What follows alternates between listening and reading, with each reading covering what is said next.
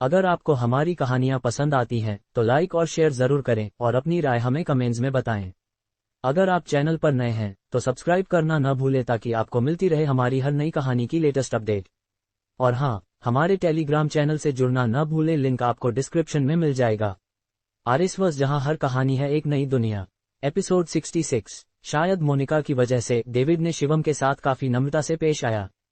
David के घर जाने के रास्ते में डेविड ने मुस्कुराते हुए कहा, मिस्टर शिवम, मेरी पत्नी की बीमारी काफी गंभीर है, लेकिन अच्छी बात यह है कि एक इंटरनेशनल इलाज का प्लान तैयार है। इसे उनकी किस्मत कह सकते हैं। डेविड का लहजा बहुत सावधान था, लेकिन शिवम समझ गया कि डेविड ये इशारा कर रहा था कि उसे उनकी पत्नी का इलाज करने की जरूरत नहीं है। मिस्टर डेविड, अगर आपकी पत्नी के लिए बेहतर इलाज का प्लान है तो ये सबसे अच्छा है।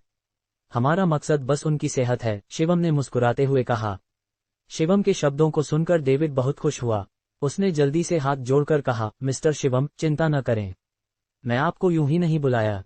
मैंने आपके लिए एक तोहफा तैयार किया है, आपको इसे जरूर स्वीकार करना होगा। इसकी कोई जरूरत नहीं, शिवम ने हाथ हिलाकर कहा। मिस्टर शिवम, बस इसे ले लीजिए। हमारा परिवार किसी का एहसान नहीं रखता, सैमुअल ने कहा। यह सच था, डेविड कभी किसी का एहसान नहीं रखता था। शिवम ने और कुछ नहीं कहा और सहमति में सिर हिलाया। कार डेविड के घर की ओर बढ़ी और जल्द ही एक हाई एंड रेसिडेंशियल एरिया में रुकी। फिर शिवम डेविड के साथ ऊपर गया। कमरे में कुछ अन्य लोगों के अलावा एक 30 साल का युवक था। वह युवक बहुत ही शानदार कपड़ों में था और उसका बात करने का तरीका बहुत प्रभावशाली था। वह एक सफल बिजनेसमैन जैसा लग रहा था।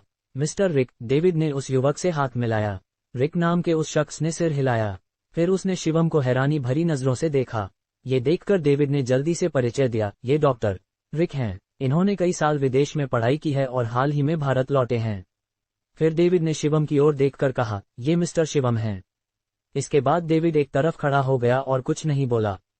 जुनैद को ये पसंद नहीं आया और उसने तुरंत कहा, मिस्टर शिवम खासतौर पर जयपुर से मिसेज डेविड की जांच के लिए आए हैं। ये सुनकर डेविड का चेहरा थोड़ा अजीब हो गया। मिस्टर रिक ने भौहें चढ़ाईं और कुछ नाराजगी के साथ कहा, मिस्टर डेविड, इसका मतलब क्या है? क्या आपको मुझ पर भरोसा नहीं है? नहीं नहीं नहीं, डेविड ने जल्दी से सिर हिलाया। मिस्टर रिक, गलतफहमी न लें। मिस्टर शिवम सिर्फ साथ आए हैं, डेविड ने हिम्मत जुटाकर कहा।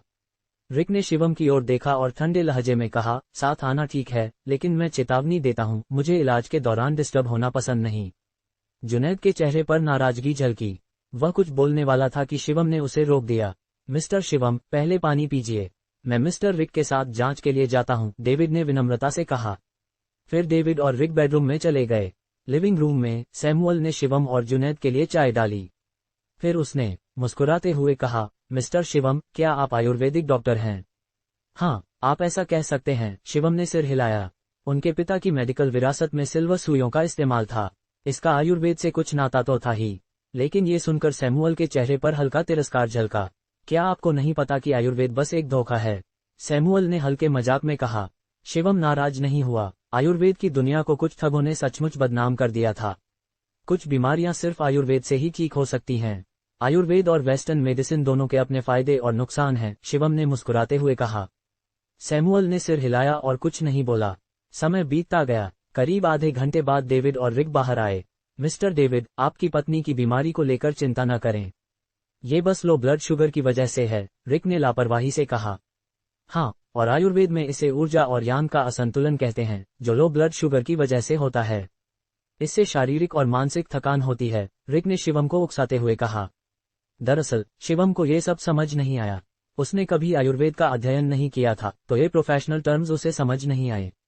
डेविड ने आह भरी और कहा, हम हॉस्पिटल जा चुके हैं और वहां भी यही कहा गया। लेकिन इतनी दवाएं लेने के बाद भी वो ठीक नहीं हुई। रिक ने थोड़ा घमंड के साथ कहा, पुणे के हॉस्पिटल्स के संसाधन अच्छे नहीं हैं। उनके इक्विपमेंट और जड़ी बूटियां विदेशों से कई साल पीछे हैं, तो ठीक होना मुश्किल है। ऐसा कहकर रिक ने एक नीली शीशी निकाली और डेविड को दी। उसने लापरवाही से कहा, ये विदेशों में बनी लेटेस्ट रिसर्च प्रोडक्ट है। ये भारत की पिछड़ी दवाइयों से कहीं बेहतर है। इसे कुछ बार लेने से आपकी पत्नी पूरी तरह ठीक हो जाएगी। रिक के शब्दों को सुनकर जुनैद ने हल्का सा तंज कसा। क्या विदेशी भक्त बन गए? इतने साल विदेश में पढ़कर बस उनकी तारीफ करना सीखा है ना?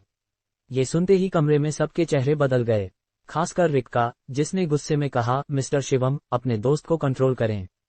वो मेरा दोस्त है, नौकर नहीं। और मुझे लगता है उसने सही कहा, शिवम ने ठंडे लहजे में कहा। रिक के हर व्यवहार में विदेशों की चापलूसी झलक रही थी।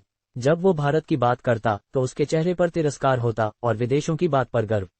ये वाकई घृणित था। रिक ने हंसी उड़ाई और कहा, क्या मैं ये नहीं कह सकता कि ये देश पिछड़ा है। पिछड़े होने पर हम आगे बढ़ सकते हैं, लेकिन भारत वो जगह है जहां हम पैदा हुए और पले बढ़े। इसे नीचा नहीं देखना चाहिए, शिवम ने ठंडे लहजे में कहा। ये सुनकर रिक जोर से हंसा और बोला, माफ कीजिए, मैंने विदेश में ग्रीन कार्ड ले लिया है। सख्ती से कहूं तो मैं अब भारत का नागरिक नहीं हूं। शिवम ने रिक को ठंडी नजरों से देखा और कहा, आपके लहजे से मैं समझ गया कि आप कैसे इंसान हैं। अच्छा, रिक ने भौहें उठाईं, आप मुझे कैसा इंसान समझते हैं? रिक ने मजाक में पूछा। शिवम ने ठंडे लहजे में कहा, आप एक गद्दार हैं जो अपने देश को नीचा दिखाता है और विदेशियों की चापलूसी करता है। आपके जैसे इंसान के पास कोई खास मेडिकल स्किल्स नहीं हो सकती। साफ कहूं तो आप जैसे लोग कुछ सीख ही नहीं सकते। इसलिए मुझे आपके डायग्नोसिस पर शक है। शिवम के शब्द इतने दमदार थे कि उन्हें नजरअंदाज करना मुश्किल था। दरअसल डेविड को भी रिक का रवैया पसंद नहीं था, लेकिन चूंकि रिक ने उसकी मदद की थी इसलिए वो खुलकर कुछ कह नहीं सका। शिवम के शब्दों को सुनकर डेविड ने मन ही मन उसे थम्स अप दिया। रिक ने हंसी उड़ाई और कहा, आप मेरे डायग्नोसिस पर शक करते हैं? किस आधार पर? अपने उस धोखेबाज आयुर्वेद के आधार पर। शिवम ने ठंडे लहजे में कहा, ये मत सोचिए कि कुछ साल विदेश में रहने से आपने पूरी दुनिया देख ली। मैं आपको बता दूं, मैंने आपके जैसे कई लोग देखे हैं। और ये कि मैं धोखेबाज हूं या नहीं, ये आप तय नहीं करेंगे। ऐसा कहकर शिवम ने डेविड की ओर देखा और कहा, मिस्टर डेविड, मुझे अपनी पत्नी को देखने दें। क्या ये ठीक है? मिस्टर डेविड, आपको लगता है इसकी जरूरत है? रिक ने धमकी भरे लहजे में कहा। डेविड का चेहरा थोड़ा अजीब हो गया। उसने हिम्मत जुटाकर कहा, चूंकि आप आए हैं तो क्यों न देख लें। देख लें? रिक का चेहरा ठंडा पड़ गया। उसने ठंडे लहजे में कहा, ऐसे में आपको मेरी जरूरत नहीं। इसे ही अपनी पत्नी का इलाज करने दें। डेविड का चेहरा और बिगड़ गया। अपनी पत्नी के इलाज के लिए डेविड ने बहुत मेहनत की थी। इस बार उसने ढेर सारे कनेक्शंस का इस्तेमाल कर रिक को बुलाया था। अगर रिक ने इलाज करने से मना कर दिया तो डेविड को सचमुच नहीं पता था कि क्या करना है। मिस्टर डेविड, उसकी दवा की शीशी उसे वापस कर दें। दुनिया में वो अकेला डॉक्टर नहीं है, शिवम ने ठंडे लहजे में कहा। डेविड के मन में तकलीफ हुई। शिवम ने इसे आसान बता दिया। अगर ये इतना आसान होता तो वो रिक को क्यों बुलाता? मिस्टर डेविड, शिवम ने देखा कि डेविड हिचक रहा है तो वो आगे बढ़ा। उसने गंभीरता से कहा, मैं वादा करता हूं, मैं आपकी पत्नी की बीमारी को जरूर ठीक कर दूंगा। शिवम की मेडिकल विरासत लगभग सर्वशक्तिमान थी। ये मृतकों को जिंदा नहीं करती थी, लेकिन उससे कम भी नहीं थी। इसलिए शिवम को पूरा भरोसा था, लेकिन डेविड को थोड़ा डर था। पास खड़े सैमुअल ने चिंता से कहा, नहीं पापा, हम ये रिस्क नहीं ले सकते। डेविड का चेहरा उलझन में था। तभी शिवम ने अचानक हाथ हिलाया और एक हवा का झोंका डेविड की ओर बढ़ा। खटाक! डेविड के हाथ में मौजूद दवा की शीशी टूट गई। दवा फर्श पर बिखर गई। ये देखकर सैमुअल तुरंत गुस्से में आ गया और चिल्लाया, आप क्या कर रहे हैं?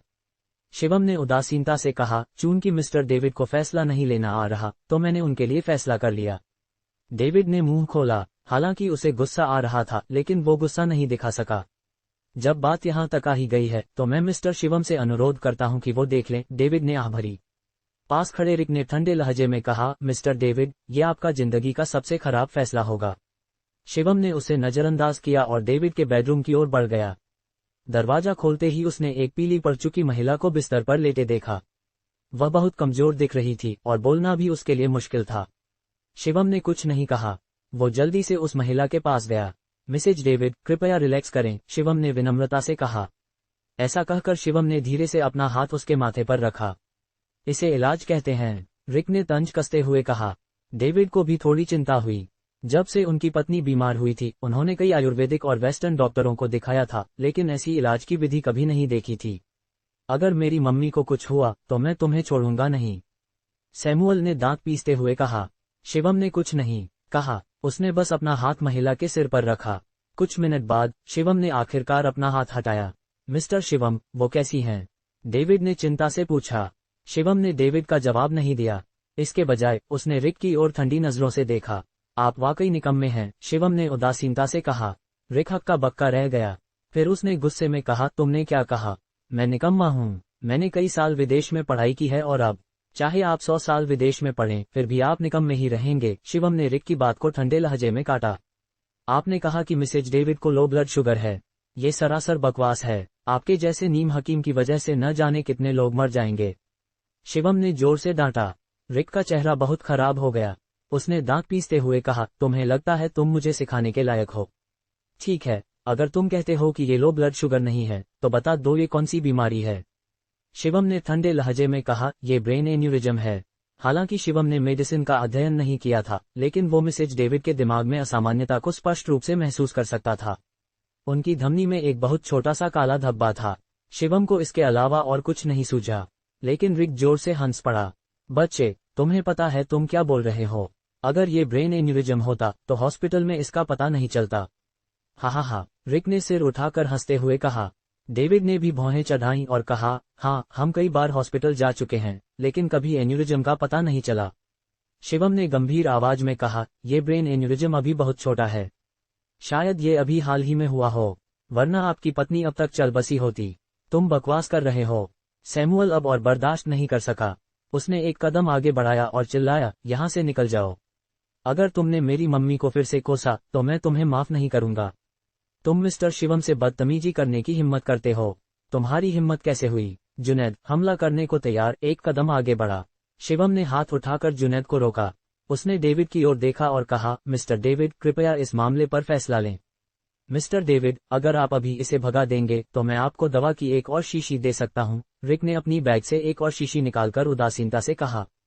डेविड फिर से उलझन में पड़ गया और एक पल के लिए समझ नहीं पाया कि क्या फैसला ले। एक तरफ विदेश में पढ़ा हुआ डॉक्टर था और दूसरी तरफ एक ऐसा शख्स जो कभी औपचारिक पढ़ाई भी नहीं किया और डॉक्टर कहलाने के लायक भी नहीं था। ज्यादातर लोग शायद पहला विकल्प चुनते। कुछ सोचने के बाद डेविड ने शिवम की ओर हाथ जोड़कर कहा, मिस्टर शिवम, कृपया मुझे गलत न समझें।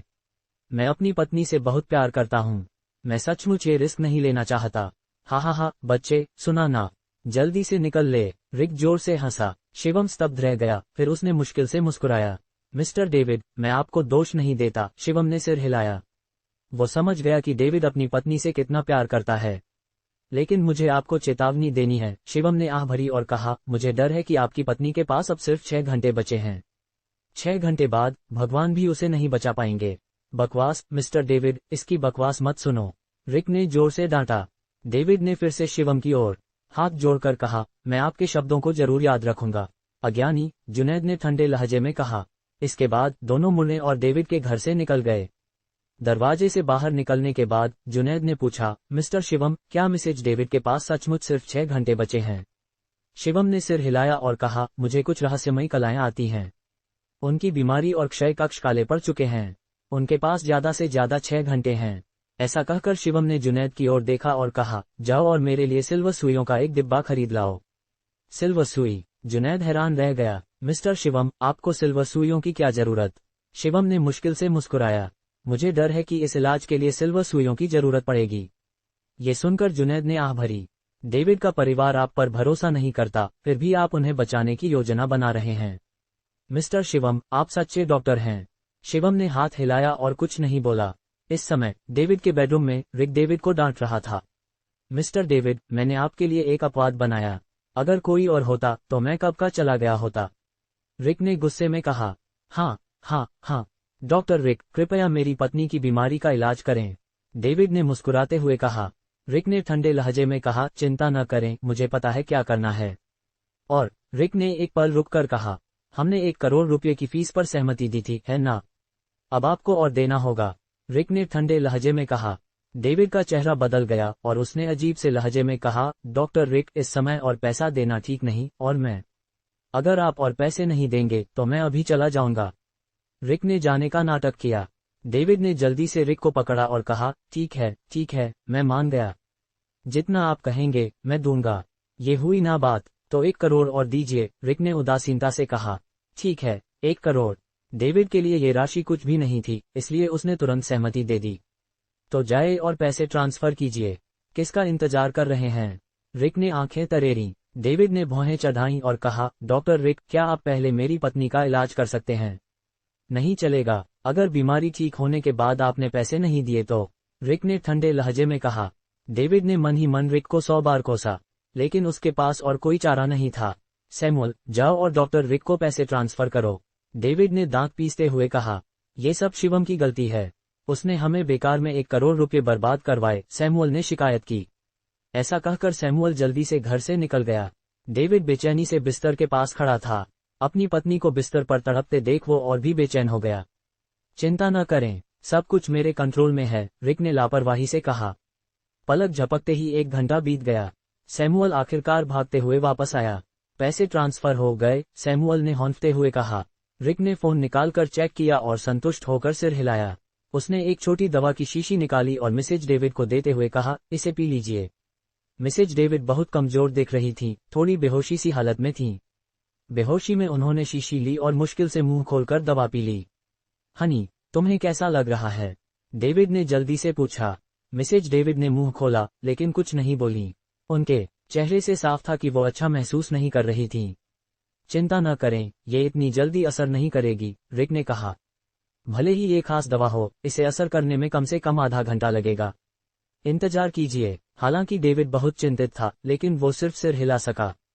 जाओ और मेरे लिए पानी का जग लाओ, मुझे प्यास लगी है, रिक ने हाथ हिलाकर कहा। जल्दी जाओ और डॉक्टर रिक के लिए पानी लाओ, डेविड ने आदेश दिया। सैमुअल जल्दी से बाहर गया और कई सालों से संभाल कर रखी हुई चाय की पत्तियों से रिक के लिए चाय बनाई। रिक बिस्तर के पास बैठकर चाय पी रहा था और इंतजार कर रहा था। डेविड और सैमुअल को उसके साथ रहना पड़ रहा था। ये चाय अच्छी है, रिक ने कहा। डेविड ने मुश्किल से मुस्कुराया और कहा, सिर्फ आप ही मेरी पत्नी की बीमारी ठीक कर सकते हैं, डॉक्टर रिक। मैं आपके लिए और चाय की पत्तियां खरीदूंगा।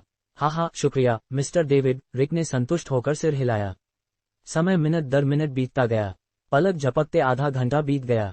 इस दौरान डेविड घड़ी की ओर बार बार देख रहा था। समय पूरा होने पर वो बिस्तर के पास भागा और पूछा, हनी, अब तुम्हें कैसा लग रहा है? मिसेज डेविड का चेहरा और पीला पड़ गया था। शायद दर्द की वजह से उनका चेहरा थोड़ा विकृत हो गया था। उन्होंने मुंह खोला और कुछ कहना चाहा, लेकिन अगले ही पल वो बेहोश हो गईं। हनी, मम्मी, ये देखकर पिता पुत्र दौड़कर आए और मिसेज डेविड को कसकर गले लगा लिया। हनी, क्या हुआ? जागो, डेविड ने घबराते हुए कहा। लेकिन चाहे वो कितना भी चिल्लाए, मिसेज डेविड ने कोई जवाब नहीं दिया। ये क्या हो रहा है? तुमने नहीं कहा था कि आधे घंटे में असर होगा? सैमुअल ने गुस्से में मुड़कर रिक का कॉलर पकड़ लिया।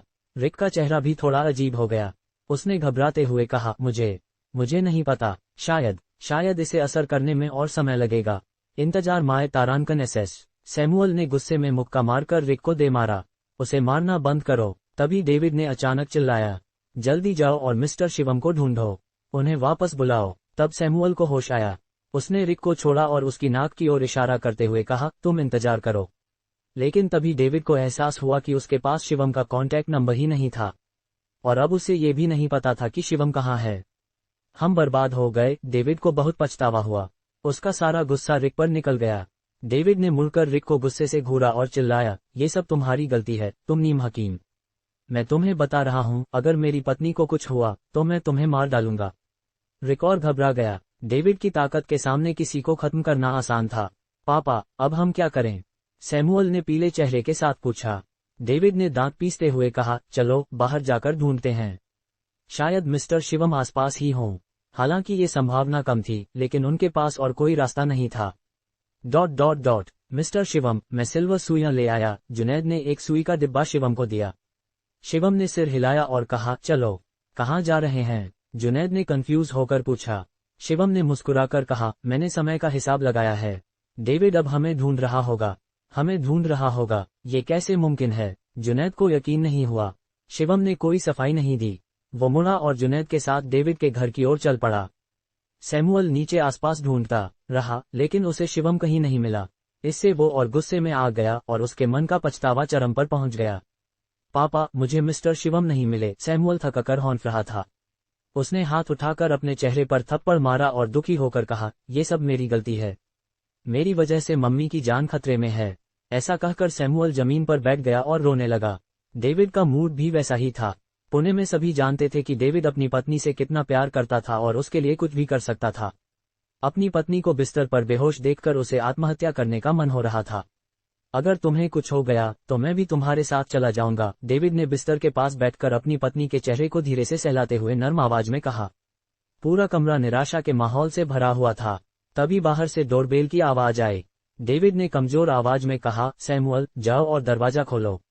सैमुअल जमीन से उदास होकर उठा और दरवाजे की ओर चला। जैसे ही दरवाजा खुला, सैमुअल ने एक परिचित चेहरा देखा। मिस्टर डेविड, मैं फिर से आ गया। आप मुझे भगा तो नहीं देंगे ना? शिवम ने मुस्कुराते हुए कहा।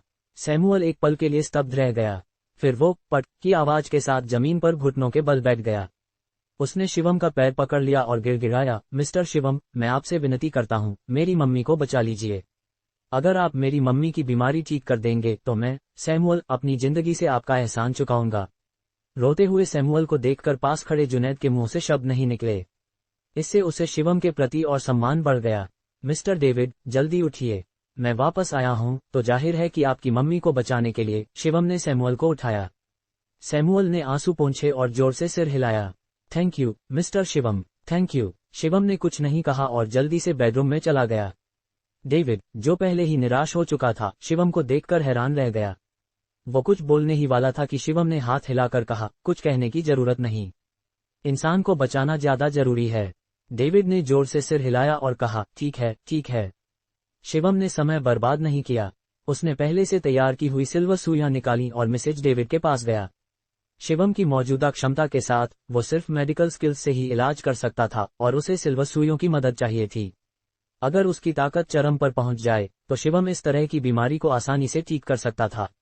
शिवम ने अपने पिता की विरासत में दी गई सुप्रीम स्पिरिचुअल नीडल तकनीक के अनुसार 12 सिल्वर सुइयों को मिसेज डेविड के प्रमुख एक्यूपॉइंट्स में सावधानी से लगाया।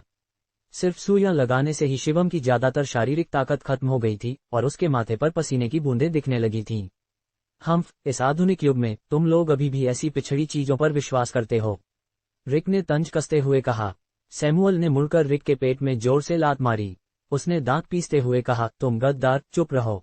सैमुअल की लात से रिक का पेट दर्द से भर गया। उसने कुछ नहीं कहा और पेट पकड़कर एक तरफ खड़ा हो गया। शिवम ने सिल्वर सुई पकड़ी। उसकी आध्यात्मिक ऊर्जा सुई के जरिए मिसेज डेविड के शरीर में प्रवाहित हो रही थी। मिसेज डेविड के माथे पर पसीने की परतें दिखने लगीं। उनके शरीर के आसपास हल्का सा कोहरा भी दिख रहा था। इस सुई तकनीक ने शिवम की बहुत सारी ऊर्जा खर्च कर दी थी। उसका माथा पसीने से भरा था और उसकी नजरें धुंधली हो रही थीं। लेकिन सुई तकनीक जटिल थी, इसलिए शिवम ने ध्यान भटकने नहीं दिया। वो खुद को फोकस करने के लिए मजबूर कर रहा था और मिसेज डेविड के लिए सुई लगा रहा था। पास खड़े पिता पुत्र ने अपनी मुट्ठियां कसकर बंद कर रखी थीं। उन्हें डर था कि कहीं कुछ गलत न हो जाए, इसलिए वो बहुत घबराए हुए थे। समय मिनट दर मिनट बीतता गया। पलक झपकते आधा घंटा बीत गया और शिवम का सुई लगाना अभी खत्म नहीं हुआ था। मिस्टर शिवम, अभी भी। मिस्टर शिवम को डिस्टर्ब मत करो। सैमुअल कुछ पूछने वाला था, लेकिन डेविड ने हाथ उठाकर उसे रोक दिया। जैसे ही वो बोला, शिवम ने आखिरकार अपना हाथ हटाया। उसकी नजरें और धुंधली हो गई थीं और वो बहुत थका हुआ दिख रहा था, जैसे उसकी सारी ऊर्जा खत्म हो गई हो। मिस्टर शिवम, मेरी पत्नी कैसी है? डेविड ने जल्दी से पूछा। शिवम ने हाथ हिलाया और कमजोर आवाज में कहा, सुइयां निकालने के बाद और 1 घंटे का इंतजार करें। मुझे विश्वास है कि मिसेज डेविड जाग जाएंगी। हाँ, तुम इसे सचमुच सच मान रहे हो? रिक ने ठंडे लहजे में कहा। यहाँ तक कि सैमुअल को भी थोड़ा डर था। उसने भौहें चढ़ाईं और कहा, मिस्टर शिवम, कृपया कुछ गलत न होने दें। अगर तुम्हें मिस्टर शिवम पर भरोसा नहीं है तो तुमने उन्हें क्यों ढूंढा? जुनैद ने नाराजगी से कहा। ये सुनकर सैमुअल ने और कुछ नहीं कहा। शिवम ने सावधानी से 12 सिल्वर सुइयां निकाली और उन्हें डिब्बे में वापस रखा। फिर शिवम एक तरफ गया और पालथी मारकर बैठ गया। इस बार सुइयां लगाने में उसकी बहुत सारी ऊर्जा खर्च हो गई थी, इसलिए शिवम को जल्द से जल्द अपनी ताकत वापस लानी थी। उसने आंखें बंद की और ध्यान लगाकर धीरे धीरे अपनी आध्यात्मिक ऊर्जा को रिचार्ज करने लगा। इस बीच पिता पुत्र बिस्तर के सामने बैठे थे और बार बार दीवार पर टंगी घड़ी की ओर देख रहे थे। मेरे मेडिकल स्किल्स भले अच्छे न हो, लेकिन उसका ये नाटक मुझसे बेहतर नहीं है, रिक ने फिर से कहा। इस बार जुनैद ने सीधे उसके मुंह पर थप्पड़ मार दिया। इस थप्पड़ से उसके मुंह के कोने से खून रिसने लगा। अगर तुमने फिर से बकवास की तो मैं तुम्हें मार डालूंगा, जुनैद ने ठंडे लहजे में कहा। जल्द ही 29 मिनट बीत गए। बिस्तर पर लेटी मिसेज डेविड में अभी भी जागने का कोई संकेत नहीं था। मिस्टर शिवम, ये क्या हो रहा है? डेविड ने पूछा। शिवम ने आंखें खोली और दीवार पर टंगी घड़ी की ओर देखा। उसने उदासीनता से कहा, अभी आधा घंटा भी नहीं हुआ, है ना? 29 मिनट और आधे घंटे में क्या फर्क है? डेविड ने चिंता से कहा। शिवम ने कुछ नहीं कहा। वो बस चुपचाप समय गिन रहा था। जल्दी से अपनी मम्मी को हॉस्पिटल ले जाओ। डेविड ने दांत पीसते हुए हाथ हिलाया। ठीक है, सैमुअल ने जल्दी से सिर हिलाया। वो बिस्तर के पास गया और मिसेज डेविड को उठाने ही वाला था कि तभी मिसेज डेविड ने अचानक अपनी आंखें खोल दी। मिसेज डेविड ने इधर उधर देखा, जैसे उन्हें स्थिति समझ नहीं आ रही हो। मम्मी, आप जाग गईं। मिसेज डेविड को जागता देख सैमुअल इतना उत्साहित हुआ कि उसकी आंखों से आंसू बहने लगे। इस बीच डेविड दौड़कर आया और मिसेज डेविड को गले लगा लिया। हनी, तुम जाग गईं। बहुत अच्छा हुआ, बहुत अच्छा। ये 40 साल का आदमी बच्चे की तरह रो रहा था। मिसेज डेविड ने अपने माथे को रगड़ा और अपने हाथ पैर हिलाने की कोशिश की। उन्होंने हैरानी से कहा, मुझे अब बीमारी महसूस नहीं हो रही। सचमुच? डेविड ने अपने आंसू पोंछे और जल्दी से कहा, हनी, मैं तुम्हें बिस्तर से उतरने में मदद करता हूँ। जरूरत नहीं। मिसेज डेविड ने डेविड को रोकने के लिए हाथ बढ़ाया। वो खुद बिस्तर से उतरी। शायद बहुत समय तक न चलने की वजह से मिसेज डेविड के कदम थोड़े अनाड़ी थे। डेविड और सैमुअल, डरते हुए कि कहीं कुछ गलत न हो जाए, उनके पीछे पीछे चल रहे थे। कुछ मिनट बाद मिसेज डेविड ने उत्साह से कहा, मैं सचमुच ठीक हूँ, मैं सचमुच ठीक हूँ। तीनों ने एक दूसरे को कसकर गले लगाया। इस भावुक दृश्य को देखकर शिवम भी थोड़ा भावुक हो गया। तभी डेविड को शिवम की याद आई। वो जल्दी से शिवम के सामने आया और पट की आवाज के साथ जमीन पर घुटनों के बल बैठ गया। मैं, डेविड, आपकी इस महान कृपा को कभी नहीं भूलूंगा, मिस्टर शिवम। डेविड ने बहुत भावुक होकर कहा, पहले आपकी प्रतिभा को न पहचानने की मेरी गलती थी। कृपया मुझे माफ करें। सैमुअल भी जमीन पर घुटनों के बल बैठ गया। शिवम ने जल्दी से दोनों को उठाया और मुस्कुराते हुए कहा, मिस्टर डेविड, आपको इतना औपचारिक होने की जरूरत नहीं। मिस्टर शिवम, मेरी जान बचाने के लिए शुक्रिया। मिसेज डेविड भी आगे आई और हल्का सा झुकी। शिवम ने जल्दी से मुस्कुराते हुए जवाबी सलाम किया। मिस्टर शिवम, आज रात मत जाए, मैं खुद आपके लिए खाना बनाऊंगा। चलो, कुछ पीते हैं, डेविड ने उत्साह से कहा। शिवम सबके मूड को खराब नहीं करना चाहता था, इसलिए उसने सिर हिलाकर सहमति दे दी। रिक का चेहरा बहुत खराब हो गया था। उसे यकीन नहीं हो रहा था कि शिवम ने सचमुच मिसेज डेविड को ठीक कर दिया। ये आदमी आखिर है कौन? रिक ने मन ही मन सोचा। तभी सैमुअल उसके सामने आया और ठंडे लहजे में कहा, मेरे पैसे वापस करो और निकल ले। रिक ने अजीब सी मुस्कान दी और कहा, मिस्टर डेविड, भले ही मैंने बीमारी ठीक नहीं की, लेकिन आपने मेरी 2 शीशियां इस्तेमाल की। ये पैसे, बकवास बंद कर, सैमुअल ने चिल्लाया। तुझे मैंने अभी तक हिसाब नहीं किया, ये तेरी किस्मत है, सैमुअल ने ठंडे लहजे में कहा। रिक के पास और कोई चारा नहीं था, इसलिए उसने 2 करोड़ रुपए वापस कर दिए। रात को डेविड और सैमुअल ने खाने की एक मेज सजा दी। डेविड ने कई सालों से संभाली हुई अच्छी शराब निकाली और शिवम के साथ पी। 3 राउंड शराब के बाद डेविड ने सैमुअल की ओर देखा और कहा, जाओ और वो तोहफे लाओ जो हमने तैयार किए हैं। ठीक है, सैमुअल ने जल्दी से सिर हिलाया। कुछ मिनट बाद सैमुअल एक तोहफे का डिब्बा लेकर वापस आया। डिब्बा खोलने से पहले ही शिवम को एक तेज जड़ी बूटी की खुशबू आई। ये, शिवम ने जोर से सूंघा और थोड़ा उत्साहित हो गया।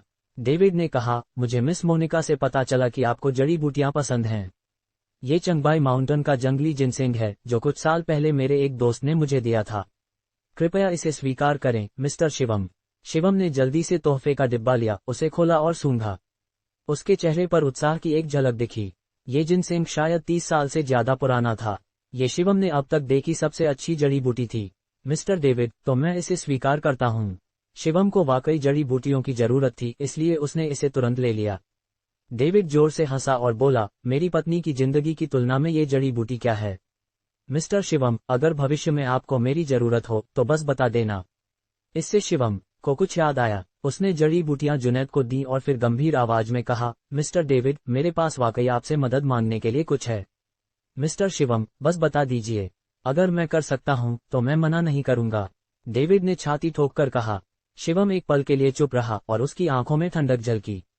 फिर शिवम ने धीरे से कहा, क्या हाल ही में थककर परिवार ने सेंट्रल बैंक से कुछ लोन लिया है? डेविड एक पल के लिए रुक गया, फिर सिर हिलाया और बोला, हाँ, सुनील ने हमारे बैंक से 3 साल के लिए 2 अरब का बड़ा लोन लिया है। मैंने इसे मंजूरी दे दी है।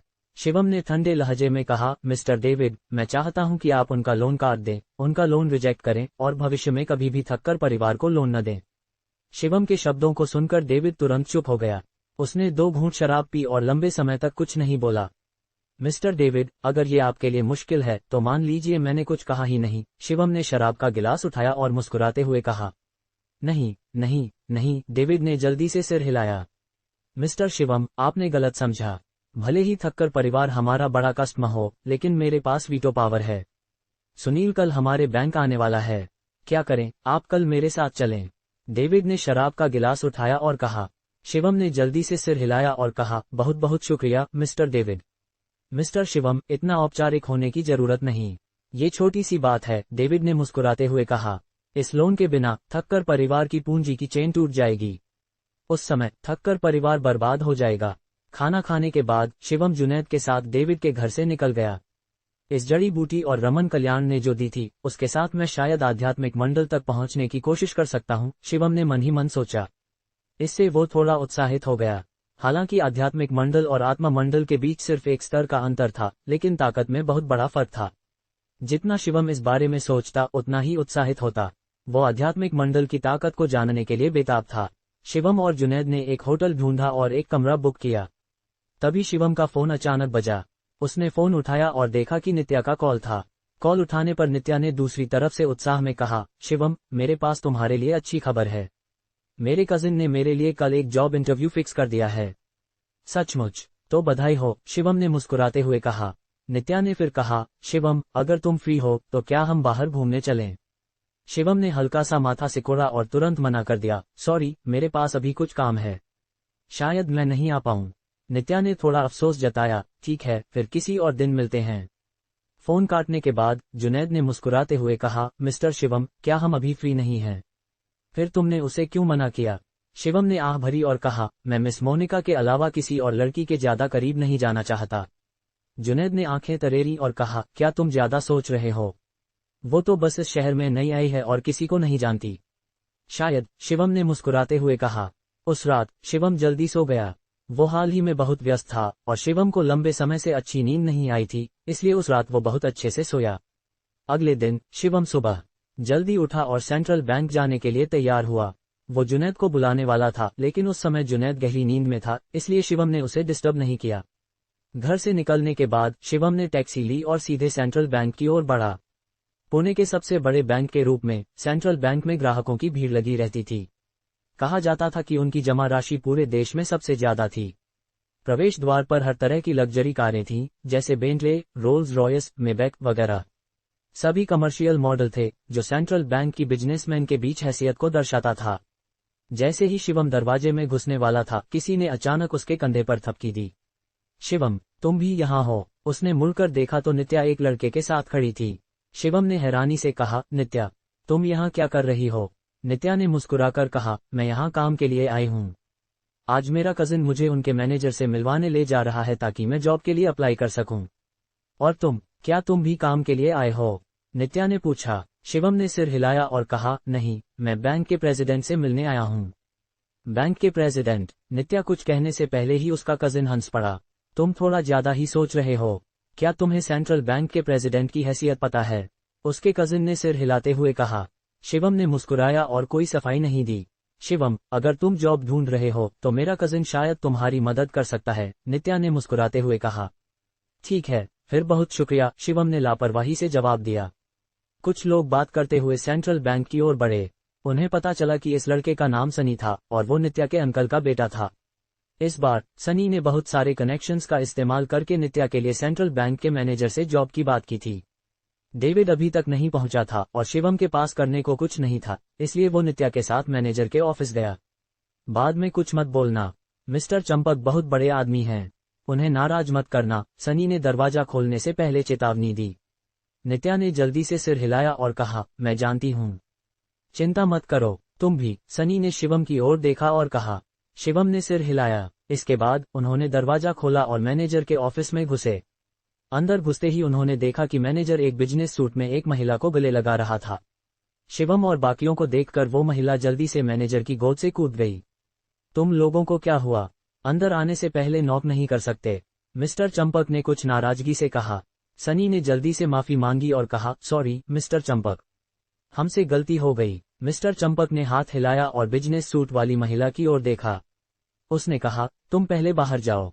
ठीक है मिस्टर चंपक, बिजनेस सूट वाली महिला ने सिर हिलाया और ऑफिस से बाहर चली गई। उसके जाने के बाद सनी ने जल्दी से नित्या को मिस्टर चंपक के सामने खींच लिया। मिस्टर चंपक, ये मेरी कजिन नित्या है, मैंने आपसे पिछली बार बात की थी, सनी ने झुककर कहा। मिस्टर चंपक ने नित्या को देखा और उसकी आंखें अचानक चमक उठीं। ये लड़की वाकई बहुत खूबसूरत थी। ये तुम्हारी कजिन है? मिस्टर चंपक ने तुरंत अपना रवैया बदल लिया। वाकई बहुत सुंदर है। मिस्टर चंपक ने नित्या को ललचाई नजरों से देखा। नित्या ने जल्दी से कहा, नमस्ते मिस्टर चंपक। अरे इतना औपचारिक मत बनो, बैठो। मिस्टर चंपक खुद खड़ा हुआ और नित्या को बगल में बैठाया। नित्या, तुम्हारे परिवार में कितने लोग हैं? कहाँ रहती हो? इस साल कितनी उम्र है? मिस्टर चंपक ने नित्या का हाथ पकड़कर और ललचाई नजरों से पूछा। नित्या का चेहरा थोड़ा अजीब हो गया। उसने जल्दी से अपना हाथ छुड़ाया और मिस्टर चंपक के सवालों का जवाब देना शुरू किया। मिस्टर चंपक ने फिर से नित्या का हाथ पकड़ा और शरारती मुस्कान के साथ कहा, मुझे मिस्टर चंपक क्यों बुला रही हो? मेरा नाम लो। अगर आज रात फ्री हो तो डिनर पर चलें। नित्या ने अजीब से लहजे में कहा, मिस्टर चंपक, मुझे नहीं लगता इसकी जरूरत है। शर्माने की क्या बात है? तुम्हें डिनर पर ले जाना मेरा हक है। मिस्टर चंपक ने नित्या की टांग पर हाथ रखते हुए कहा। मिस्टर चंपक, सनी ने स्थिति देखकर जल्दी से चिल्लाया, लेकिन मिस्टर चंपक को कोई फर्क नहीं पड़ा। उसने कुछ नहीं कहा और अपना हाथ नित्या की टांग पर रख दिया। नित्या ने मिस्टर चंपक का हाथ धक्का देकर हटाया और खड़ी हो गई। मिस्टर चंपक, कृपया थोड़ा सम्मान करें। नित्या के रवैये को देखकर मिस्टर चंपक का चेहरा धीरे धीरे गंभीर हो गया। मिस्टर चंपक ने सिगरेट जलाई और सनी को नाखुशी से देखा। सनी, मैंने तुम्हारे कजिन को ये मौका सिर्फ तुम्हारे दोस्त की वजह से दिया, मिस्टर चंपक ने तंज कसते हुए कहा। हाँ हाँ हाँ मिस्टर चंपक, मैं समझ गया, सनी ने जल्दी से सिर हिलाया और झुककर जवाब दिया। मिस्टर चंपक ने आगे कहा, लेकिन तुम्हारा कजिन कुछ ज्यादा ही बेअदब है ना? उसे डिनर पर बुलाना इतना मुश्किल क्यों है? मिस्टर चंपक की बात सुनकर शिवम मन ही मन भड़क गया। यहाँ तक कि एक मूर्ख भी उसकी नीयत समझ सकता था। सनी ने हल्की शर्मिंदगी के साथ मुस्कुराते हुए कहा, मिस्टर चंपक, मेरी कजिन बहुत शरीफ लड़की है। अगर आप सचमुच मजे करना चाहते हैं तो मैं आज रात का इंतजाम कर दूंगा। मैं गारंटी देता हूँ आप खुश होंगे। तेरी माँ की। ये सुनकर मिस्टर चंपक ने अपने हाथ की सिगरेट सनी की तरफ फेंक दी। सनी, तुम क्या बकवास कर रहा है? क्या मुझे पैसे की कमी है? मिस्टर चंपक ने ठंडे लहजे में कहा। सनी वहां खड़ा बेहद शर्मिंदा दिख रहा था। गुस्से में होने के बावजूद वह गुस्सा जाहिर नहीं कर सका। सनी, मैं तुझसे साफ साफ कहता हूँ, मैं बस तेरे कजिन के साथ मस्ती करना चाहता हूँ, और मैं ये जरूर करूंगा, मिस्टर चंपक ने ठहाका लगाते हुए कहा। नित्या का चेहरा बेहद खराब हो गया। उसने सनी को चिंता से देखा। शिवम ने सनी की तरफ देखा, जैसे वह उसका रवैया देखना चाहता हो। सनी काफी देर तक चुप रहा। फिर उसने दांत पीसते हुए कहा, मिस्टर चंपक, हम ये नौकरी छोड़ देंगे। ये कहकर सनी नित्या के पास गया और बोला, चलो निकलते हैं। रुक, मिस्टर चंपक ने हंसते हुए कहा। मैंने कहा, ये लड़की मेरी होगी। अगर तुम अभी चले गए तो न सिर्फ तुम्हारी नौकरी जाएगी, बल्कि तुम मुझसे भी पंगा ले लोगे, मिस्टर चंपक ने धमकी भरे अंदाज में कहा।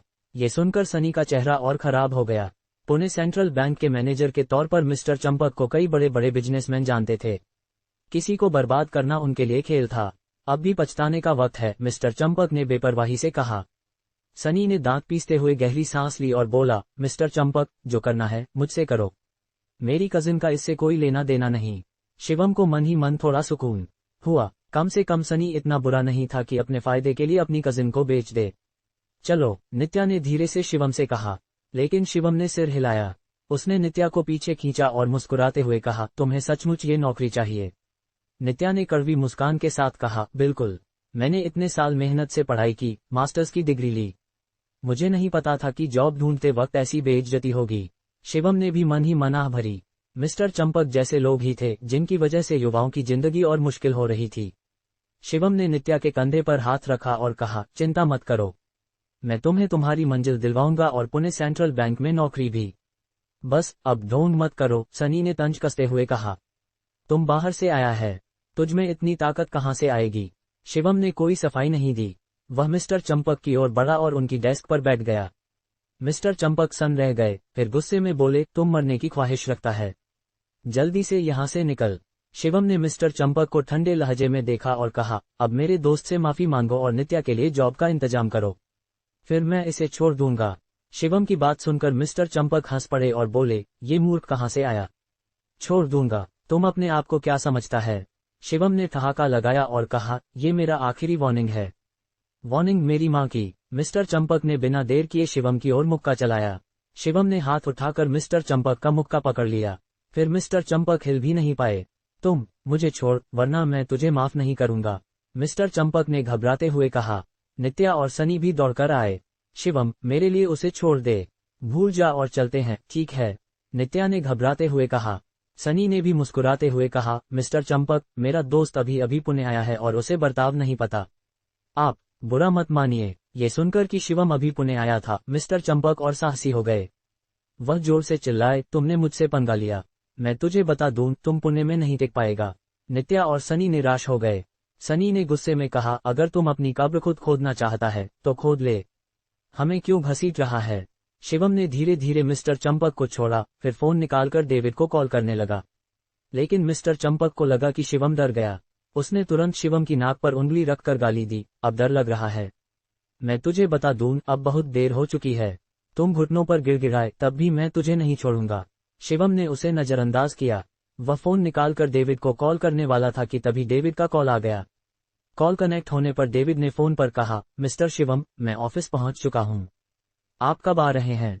शिवम ने उदास स्वर में कहा, मिस्टर डेविड, मैं अभी आपके मैनेजर के ऑफिस में हूं। उसने एक कर्मचारी को छेड़ा और मुझे पुणे से निकालने की धमकी दी। डेविड सन रह गए और जल्दी से पूछा, मिस्टर शिवम, आप किस मैनेजर के ऑफिस में हैं? मिस्टर चंपक, शिवम ने कहा। ठीक है, कृपया थोड़ा इंतजार करें, मैं अभी आता हूं, डेविड ने जल्दी से कहा।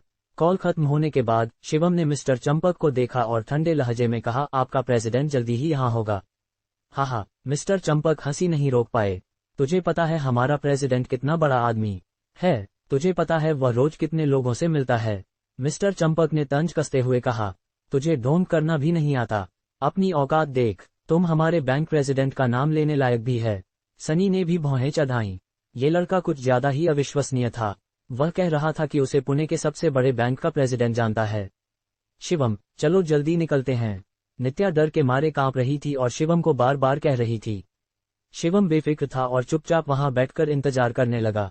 पलक झपकते ही 5 मिनट बीत गए। मिस्टर चंपक थोड़ा बेचैन हो गए और चिल्लाए, बस मेरे पास तुम्हारे साथ खेलने का वक्त नहीं है। सिक्योरिटी गार्ड्स कहाँ हैं? इन लोगों को बाहर फेंको। 4-5 सिक्योरिटी गार्ड्स दरवाजे से अंदर दौड़े। उन्होंने शिवम को आक्रामक ढंग से देखा। शिवम ने हल्की सी भौहें चढ़ाईं। ये सिक्योरिटी गार्ड्स उनके लिए कोई मुकाबला नहीं थे, लेकिन यहाँ हिंसा करने से मिस्टर डेविड के लिए मुश्किल खड़ी हो सकती थी। जल्दी करो और इसे बाहर घसीटो, मिस्टर चंपक चिल्लाए। सिक्योरिटी गार्ड्स बिना कुछ कहे शिवम की ओर बढ़े। सब रुक जाओ। तभी डेविड ने दरवाजा खोलकर प्रवेश किया। वह हाँफ रहा था और उसके चेहरे पर पसीने की बूंदें थीं। मिस्टर चंपक डेविड को देखकर सन रह गए। वह जल्दी से उनके पास गए और चापलूसी भरी मुस्कान के साथ बोले, प्रेसिडेंट, आप यहाँ कैसे? डेविड ने मिस्टर चंपक को ठंडी नजर से देखा और कुछ नहीं कहा। फिर डेविड शिवम के सामने गए और माफी मांगते हुए बोले, मिस्टर शिवम, मुझे खेद है कि ऐसा हुआ। प्रेसिडेंट के तौर पर मुझे इसकी जिम्मेदारी लेनी चाहिए। आप बहुत विनम्र हैं, मिस्टर डेविड, शिवम ने कहा। ये दृश्य देखकर मिस्टर चंपक डर के मारे कांपने लगे। उनका चेहरा पीला पड़ गया। क्या ये लड़का वाकई बैंक प्रेसिडेंट को जानता था? और बैंक प्रेसिडेंट का उसके प्रति रवैया इतना सम्मानजनक था। तुम अपना सामान बांध और तुरंत यहाँ से निकल, डेविड ने मिस्टर चंपक की ओर इशारा करते हुए कहा। ये सुनकर मिस्टर चंपक घबरा गए। वह कई सालों से पुणे सेंट्रल बैंक में थे और उन्होंने ढेर सारा पैसा कमाया था। उनकी मोटी तनख्वाह ने उन्हें कई गाड़ियां और मकान लोन पर लेने में मदद की थी। अगर वह निकाले गए तो उनकी जिंदगी खत्म हो जाएगी। ये सोचकर मिस्टर चंपक घुटनों के बल बैठ गए और गिड़गिड़ाने लगे, मिस्टर डेविड, मैं गलत था। मेरे इतने सालों की मेहनत के लिए कृपया मुझे माफ कर दें। डेविड ने मिस्टर चंपक का हाथ झटका और ठंडे लहजे में कहा, तुझ पर पहले भी कई बार शिकायतें आई हैं। तुमने सबक नहीं सीखा। तेरे जैसे आदमी हमारे बैंक में काम नहीं कर सकते। तुरंत निकल। मिस्टर चंपक का चेहरा राख की तरह हो गया। तभी वह शिवम की ओर दौड़ा और उसकी टांग पकड़कर गिड़गिड़ाने लगा, मैं नासमझ था। कृपया मेरे लिए माफी मांग दो। मैं सचमुच अपनी गलती मानता हूँ। शिवम ने ठहाका लगाया और कहा, मैंने तुझे पहले ही मौका दे दिया था। सिक्योरिटी, इसे बाहर फेंको। डेविड ने बेसब्री से हाथ हिलाया। कुछ सिक्योरिटी गार्ड्स जल्दी से आगे आए और मिस्टर चंपक को जबरदस्ती ऑफिस से बाहर घसीट ले गए। सनी और नित्या सन रह गए। उन्हें कभी नहीं लगा था कि शिवम की इतनी पहुंच है। तुमने पहले क्यों नहीं बताया कि तेरा इतना दमदार दोस्त है? सनी ने थोड़ा अटपटाते हुए कहा। नित्या ने धीरे से कहा, मुझे भी नहीं पता था। हम बहुत समय बाद मिले हैं। मिस्टर शिवम, चलो ऑफिस वापस चलते हैं, डेविड ने शिवम को देखकर कहा। शिवम ने सिर हिलाया और मुस्कुराते हुए कहा, ठीक है। दरवाजे पर पहुंचकर शिवम अचानक रुक गया। वह मुड़ा और नित्या की ओर इशारा करते हुए बोला, मिस्टर डेविड, ये मेरी सहपाठी है। ये बहुत पढ़ी लिखी है और नैतिक रूप से भी सही है। डेविड ने नित्या की ओर देखा और मुस्कुराया। सच में? हमारा बैंक ऐसी प्रतिभा को कभी नहीं छोड़ेगा। ये सुनकर नित्या खुशी से उछल पड़ी। उसने जल्दी से झुककर कहा, धन्यवाद मिस्टर डेविड। फिर शिवम और डेविड बैंक मैनेजर के ऑफिस में चले गए। डेविड का ऑफिस ज्यादा शानदार नहीं था, बल्कि काफी सादगी भरा था। बुकशेल्फ में फूल और पौधे भरे थे।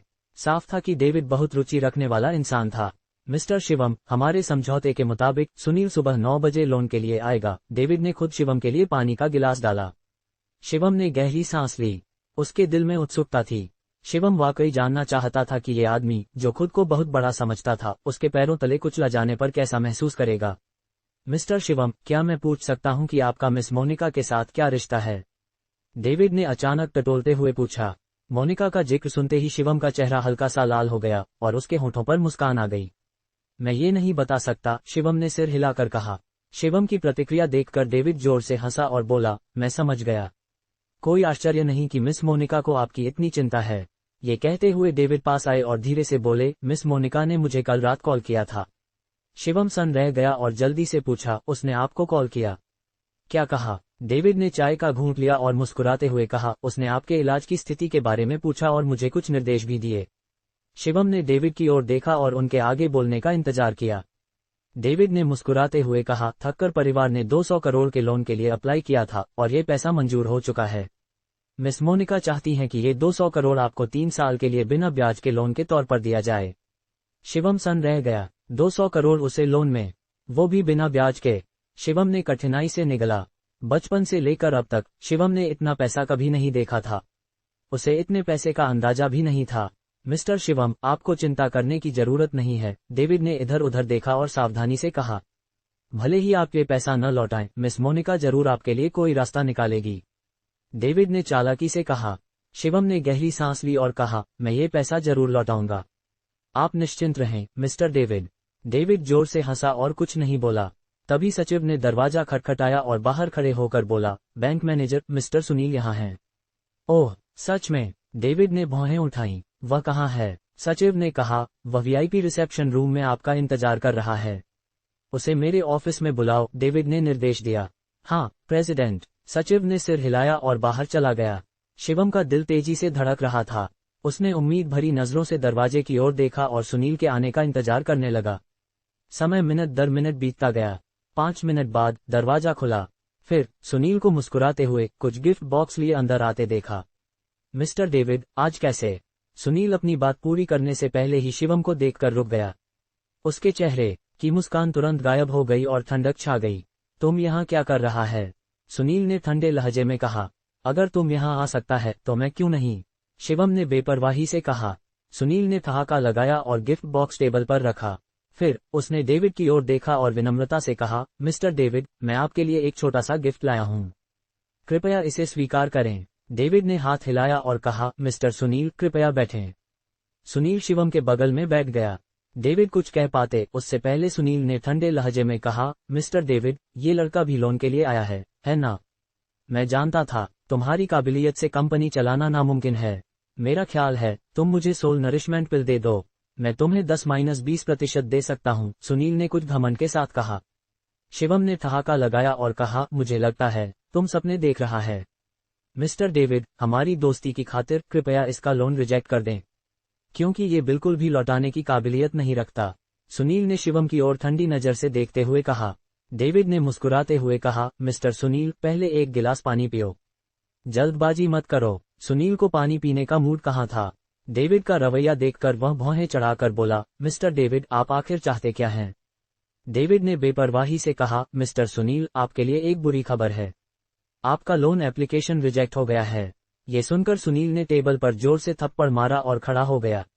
वह डेविड को घूरते हुए चिल्लाया, ये कैसे मुमकिन है? डेविड ने हाथ फैलाए और कहा, मैं कुछ नहीं कर सकता। हमारी जांच में पता चला कि आपकी कंपनी में खामियां हैं और आपका मार्केट शेयर तेजी से गिर रहा है। आपको भी पता है कि हमारा बैंक बैड डेट से डरता है, डेविड ने मुस्कुराते हुए कहा। सुनील ने तुरंत चिंतित होकर कहा, मिस्टर डेविड, हमारी कंपनी ने आपके बैंक से कई बार लोन लिया है, लेकिन कभी कोई दिक्कत नहीं हुई। आपको मुझ पर भरोसा करना होगा। पहले कोई दिक्कत न होने का मतलब ये नहीं कि भविष्य में भी नहीं होगी, है ना? डेविड ने मुस्कुराते हुए कहा। सुनील घबरा गया। अगर उसे ये पैसा नहीं मिला तो थक्कर परिवार की पूंजी की चेन टूट जाएगी और तब उनकी कंपनी पूरी तरह ढह जाएगी। ये सोचकर सुनील ने गिड़गिड़ाते हुए कहा, मिस्टर डेविड, ये पैसा मेरे लिए बहुत जरूरी है। कृपया कोई रास्ता सोचें। मैं, सुनील, इस एहसान को जिंदगी भर याद रखूंगा। डेविड ने हाथ हिलाया और कहा, इसका फैसला मुझ पर नहीं है। आप किसी और बैंक में जाकर कोशिश क्यों नहीं करते? सुनील गुस्से से लाल हो गया। पुणे सेंट्रल बैंक के अलावा कौन सा बैंक 200 करोड़ का कमर्शियल लोन मंजूर करेगा? मिस्टर डेविड, मेरी मदद करें, सुनील ने गिड़गिड़ाते हुए कहा। लेकिन डेविड ने सुनील को नजरअंदाज कर दिया। उसने शिवम की ओर देखा और कहा, मिस्टर शिवम, ये आपका लोन कॉन्ट्रैक्ट है, बस साइन कर दीजिए और काम हो जाएगा। ठीक है, बहुत बहुत धन्यवाद मिस्टर डेविड, शिवम ने मुस्कुराते हुए पेन लिया और जानबूझकर सुनील की ओर देखा। सुनील ने कॉन्ट्रैक्ट को घूरा। उसने साफ साफ देखा कि कॉन्ट्रैक्ट पर लोन की राशि ठीक 200 करोड़ थी। इस पल में सुनील को सब समझ आ गया। वह गुस्से में बोला, डेविड, तुमने मुझे धोखा दिया। चाहे क्वालिफिकेशन हो या फाइनेंशियल काबिलियत, ये लड़का मुझसे मुकाबला नहीं कर सकता। फिर भी इसे 200 करोड़ का लोन। मुझे लगता है तुमने मेरा अप्रूवल इस लड़के को दे दिया।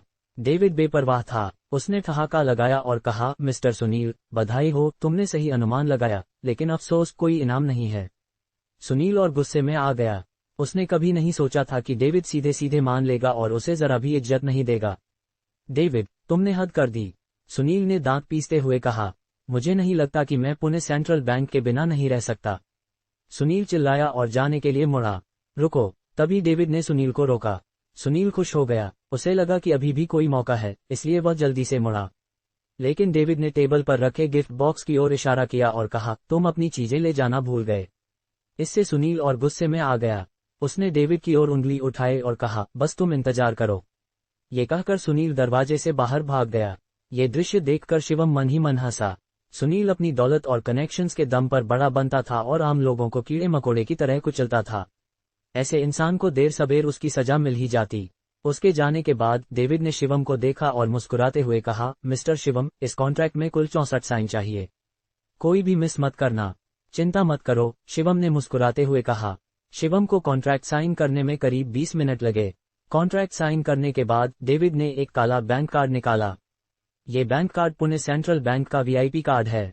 जब तक आपके पास ये कार्ड है, आप हमेशा हमारे बैंक के वीआईपी कस्टमर रहेंगे, डेविड ने कहा।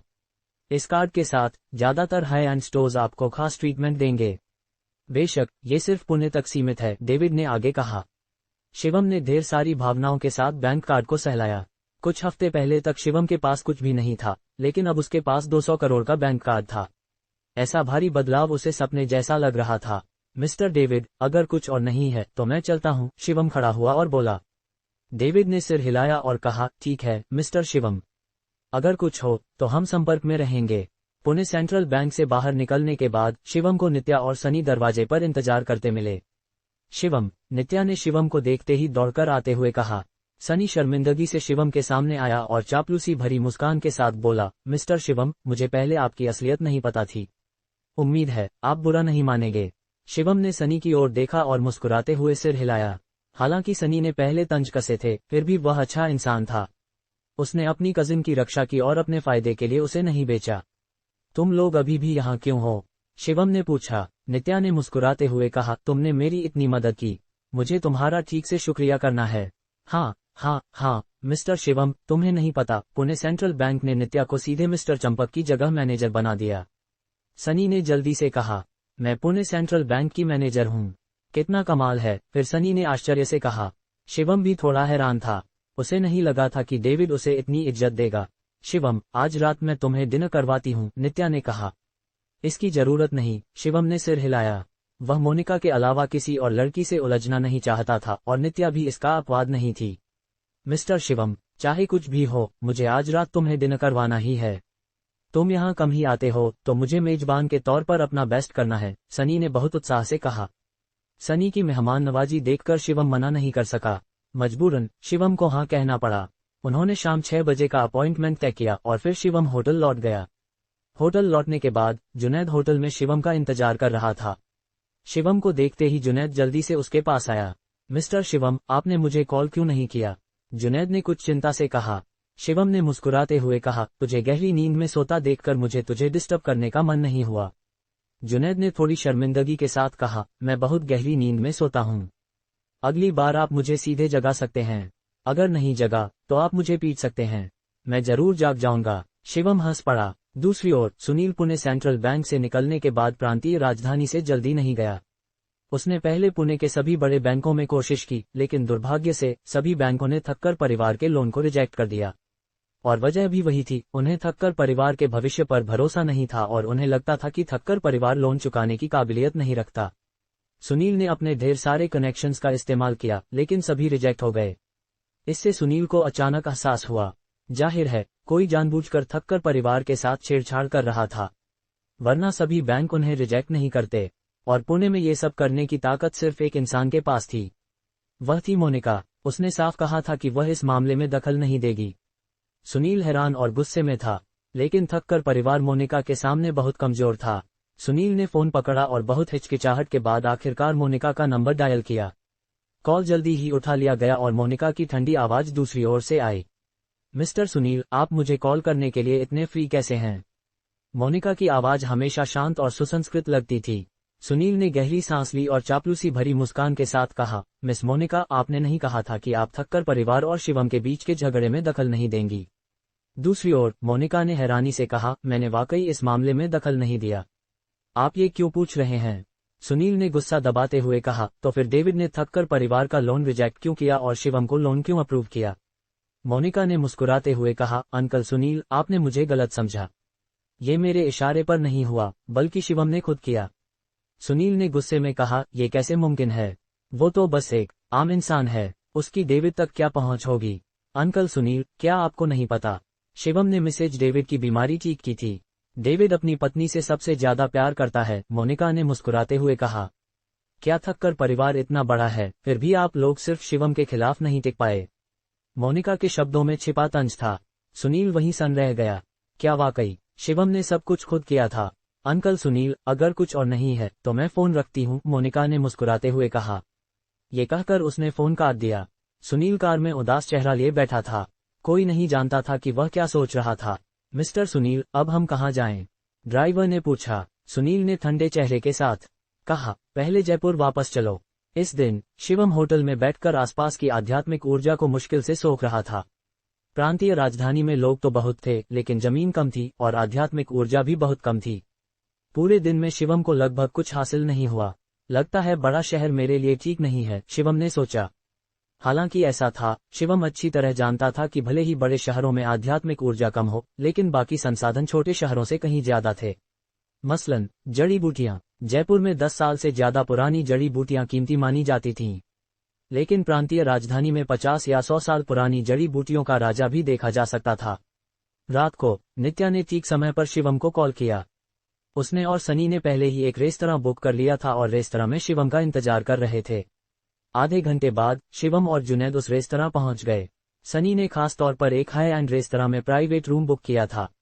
ये रेस्तरां बहुत महंगा था और प्रति व्यक्ति 20,000 रुपये खर्च होते थे। सनी के लिए ये निश्चित रूप से बड़ी रकम थी। शिवम के अंदर आने के बाद सनी जल्दी से खड़ा होकर उसका स्वागत करने लगा। मिस्टर शिवम, आप आ गए। सनी का रवैया बहुत सम्मानजनक था। इससे शिवम थोड़ा शर्मिंदा हुआ। उसने हाथ हिलाया और कहा, इतना औपचारिक होने की जरूरत नहीं। सनी ने शर्मिंदगी से मुस्कुराते हुए कहा, माफ कीजिए, मैं लंबे समय से नौकरी कर रहा हूँ। जब कोई मुझसे ऊंचे दर्जे का मिलता है तो मुझे चापलूसी की आदत हो गई है। शिवम ने इस पर कुछ नहीं कहा। ये वाकई हकीकत थी। फिर सनी ने वेटर को बुलाकर खाना शुरू करने को कहा। खाना बहुत शानदार था, जिसमें बोस्टन लॉबस्टर और फ्रेंच फोई ग्रास था, जो शिवम ने पहले कभी नहीं खाया था। शिवम, तुम अब कौन सी जॉब करते हो? तुम इतने जबरदस्त हो कि डेविड भी तुम्हें इज्जत देता है, नित्या ने खाने की मेज पर पूछा। शिवम ने सोचकर कहा, मेरे पास कोई बड़ा रुतबा नहीं है, मैं बस एक आम इंसान हूँ। छी, तुम कितना कम बोलता है, नित्या ने आंखें मटकाकर कहा। शिवम मुस्कुराया और कुछ नहीं बोला। खाने के बीच में शिवम ने जुनैद को पहले ही बिल चुकाने को कहा। खाना खत्म होने तक सनी थोड़ा नशे में था। उसने छाती ठोककर कहा, मिस्टर शिवम, खाने के बाद का इंतजाम मैं करूंगा। शिवम ने जल्दी से सिर हिलाया और कहा, नहीं, खाना खाकर वापस जाओ और आराम करो। ये नहीं चलेगा, सनी ने जिद्दी अंदाज में कहा। मुझे पता है, तुम जैसे बड़े लोग बार और नाइट क्लब से बोर हो चुके हो। बाद में मैं तुम्हें प्रांतीय राजधानी की खासियत दिखाऊंगा। सनी ने कुछ गर्व के साथ कहा। खासियत। शिवम ने उत्सुकता से भौहें उठाईं। सनी ने धीरे से कहा, प्रांतीय राजधानी में सबसे मशहूर जगह है अंडरग्राउंड बॉक्सिंग रिंग। वहां के फाइटर्स ब्लैक बॉक्सिंग करते हैं और वहां अनगिनत मार्शल आर्टिस्ट्स हैं।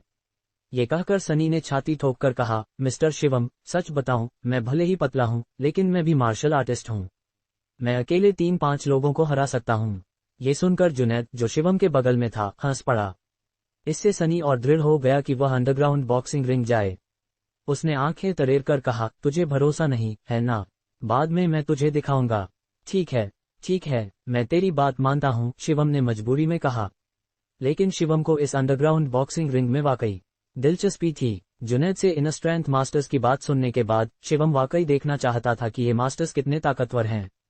खाने के बाद वे सब रेस्तरां से निकल गए। नित्या ने उन्हें अंडरग्राउंड बॉक्सिंग रिंग तक कार में ले गई। कार जल्दी ही एक होटल के प्रवेश द्वार पर पहुंच गई। कार पार्क करने के बाद सनी ने मुस्कुराते हुए कहा, मिस्टर शिवम, ऊपरी मंजिल पर होटल है और अंडरग्राउंड बॉक्सिंग रिंग 2 मंजिल नीचे है। यहाँ मजे करने आने वाले सब अमीर लोग हैं। शिवम ने सिर हिलाया और पार्किंग लॉट की ओर देखा।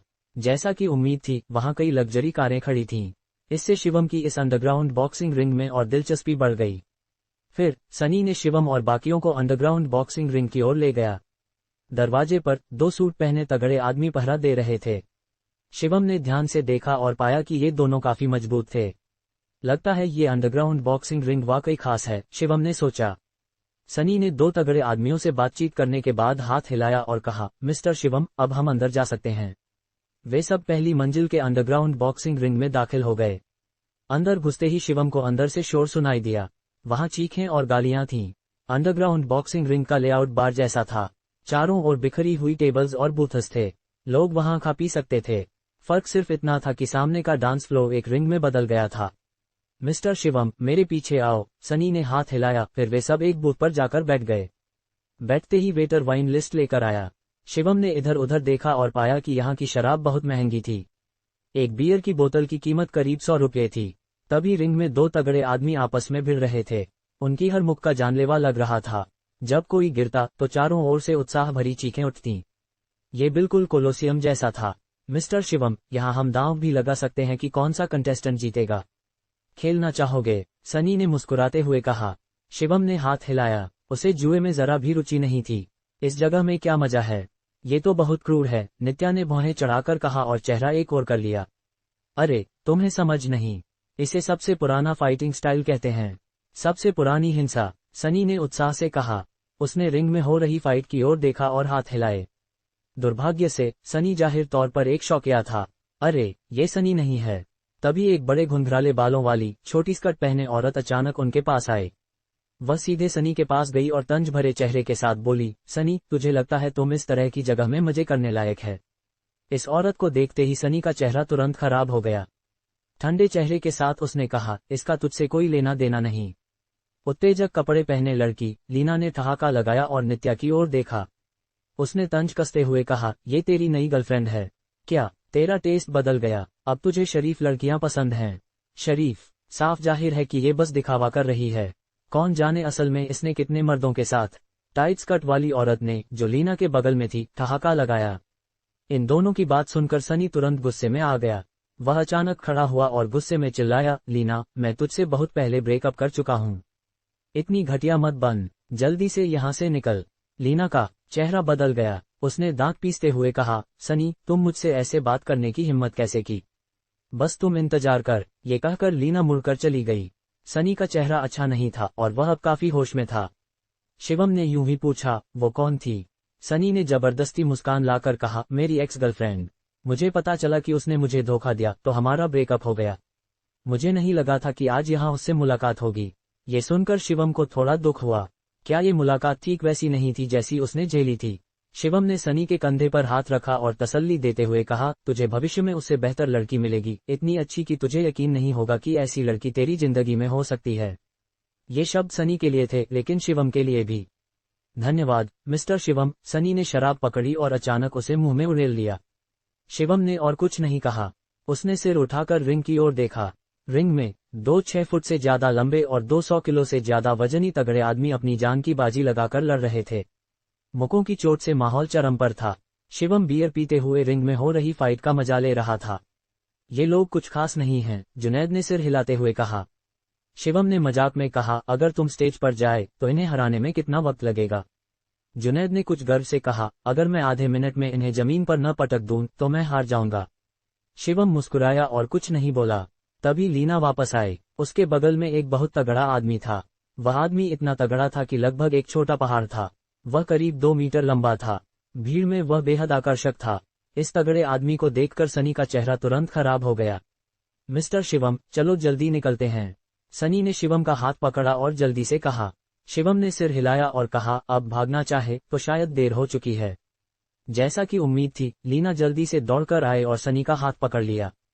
क्या अब भागना चाहता है? डर गया, लीना ने तंज कसते हुए कहा। सनी ने हिम्मत जुटाकर कहा, कौन कहता है मैं भागना चाहता था? क्या मैं बाथरूम नहीं जा सकता? यहाँ बैठ, लीना ने ठहाका लगाया। इतना कहते ही वह तगड़ा आदमी टेबल तक आ गया। उसने उन्हें घूरा और कहा, लीना, तेरा एक्स बॉयफ्रेंड कौन है? लीना ने सनी की ओर इशारा किया और कहा, भाई बोअर, ये वही है। तुम सनी है। भाई बोअर नाम का आदमी सनी के पास आया। ऐसे भयानक शख्स का सामना करने पर डरना नामुमकिन था। सनी के होंठ कांप रहे थे। उसने कहा, तुम कौन है? क्या चाहता है? मेरा नाम भाई बोअर है। तुमने मुझे पिछले बार फोन पर गाली नहीं दी थी। तगड़े आदमी ने ठहाका लगाया। ये सुनकर सनी का चेहरा बदल गया। उसने कुछ गुस्से में कहा, क्या तुम वही था जिसने पिछले बार लीना के साथ? हाँ, वही मैं था। भाई बोअर ने ठहाका लगाया। ये कहकर भाई बोअर ने अपना विशाल हाथ उठाया और सनी के कंधे पर थपथपाया। उसने ठहाका लगाते हुए कहा, तुमने कहा था ना कि तुम मुझे मार डालेगा, लेकिन मैं अब तेरे सामने हूँ। अब तुम डर क्यों रहा है? सनी का चेहरा राख की तरह हो गया और उसका दिल कड़वाहट से भर गया। वह इस तगड़े आदमी का मुकाबला कैसे कर सकता था? भाई बोअर को देख और फिर तुझे देख। तुम तो बिल्कुल बेकार है। लीना का पतला शरीर भाई बोअर के शरीर से सट गया और उसने मीठी आवाज में कहा। सनी ने दांत पीस लिए, लेकिन वह कुछ कहने की हिम्मत नहीं कर सका। ये दृश्य देखकर शिवम का चेहरा बहुत खराब हो गया। ये ठीक वैसा ही था जैसा उसने पहले अनुभव किया था। भाई बोअर, इसके साथ बकवास मत करो। इसने मुझे गाली दी और उस छिनाल का बचाव भी किया, लीना ने गुस्से में कहा। भाई बोअर हंसा। बेब, तुम क्या करना चाहती है? लीना ने दांत पीसते हुए कहा, मैं चाहती हूँ कि ये मेरे जूतों की सोल चाटे। और उस छिनाल का, भाई बोअर, तुम जो चाहे कर। ये सुनकर भाई बोअर जोर से हंसा। उसने नित्या को घूरा और दुष्ट मुस्कान के साथ कहा, ये लड़की तो काफी अच्छी दिखती है, लेकिन पता नहीं ये मुझे झेल पाएगी। नित्या की आंखों में डर की झलक थी, लेकिन उसने फिर भी हिम्मत जुटाकर चिल्लाया, तुम क्या करना चाहता है? मैं पुलिस को कॉल करूंगी। भाई बोअर एक पल के लिए ठिठका, फिर जोर से हंस पड़ा। लड़की, तेरा जज्बा तो कमाल है। चल, पुलिस को कॉल कर।